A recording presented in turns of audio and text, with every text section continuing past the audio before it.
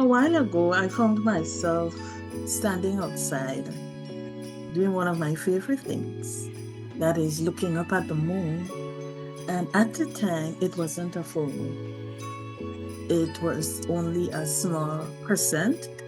And like so many of us, I caught myself thinking, oh, it's only a sliver tonight. And then something stopped me. The moon was never a sliver at all. The moon is always completely whole. At the time, of course, I simply couldn't see all of her. But she's always completely whole. And in that quiet moment, something shifted inside of me. And I wondered, how many times have I looked at myself in that same way? Yeah, there have been seasons in my life when I felt as though I was living in lack. I couldn't see what was happening. I could only see what haven't arrived as yet, or I could see what I thought I was missing. Yet all around me, life was quietly unfolding. Mosquito getting the best of me here today, sorry. Opportunities were coming. Beautiful people were entering in and out of my life. Doors were opening. I was serving. I was growing. But somehow, I was measuring myself with what I thought I lacked, instead of recognizing the abundance that was already present.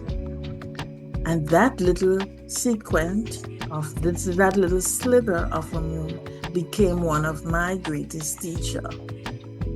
She reminded me that appearance is not the same as reality, that a change in phase is not the same as a diminished life, and that just because we cannot see the whole picture, that doesn't mean the wholeness has disappeared.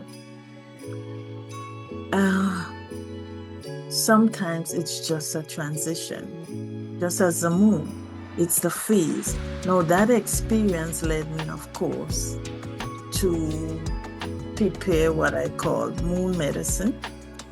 And not because the moon has a magical powers or is any woo sort of thing, but because she quietly reminds us of the truth that we often forget. We often forget it, especially as women, especially as leaders, especially when we're going through transition. But over the next several years, as I continue looking at the moon, I have developed moon medicine. And I'd love for you to walk this journey with me as together we explore leadership, rhythm, perimenopause, menopause, and of course the wisdom of nature, and what it truly means to lead from a place of wholeness rather than pressure.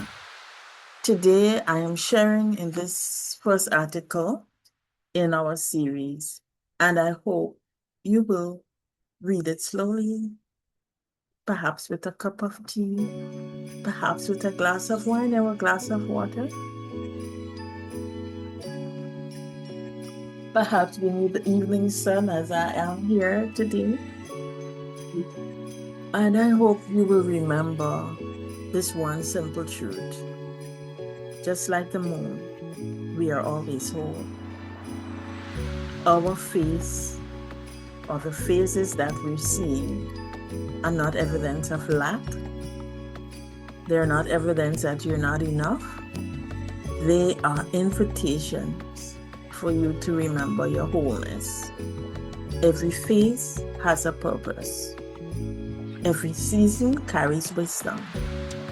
We are always enough. We know that we say nothing is lacking. And the moon has a way of showing us that. So the moon, when I saw the moon, she wasn't a sliver at all. She have never stopped being whole.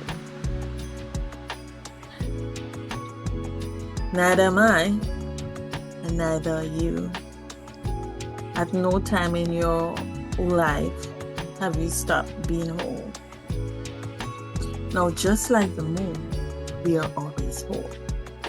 Our phases are not evidence of lack or not enough. What they are invitations to remind us of our wholeness. Every phase has a purpose.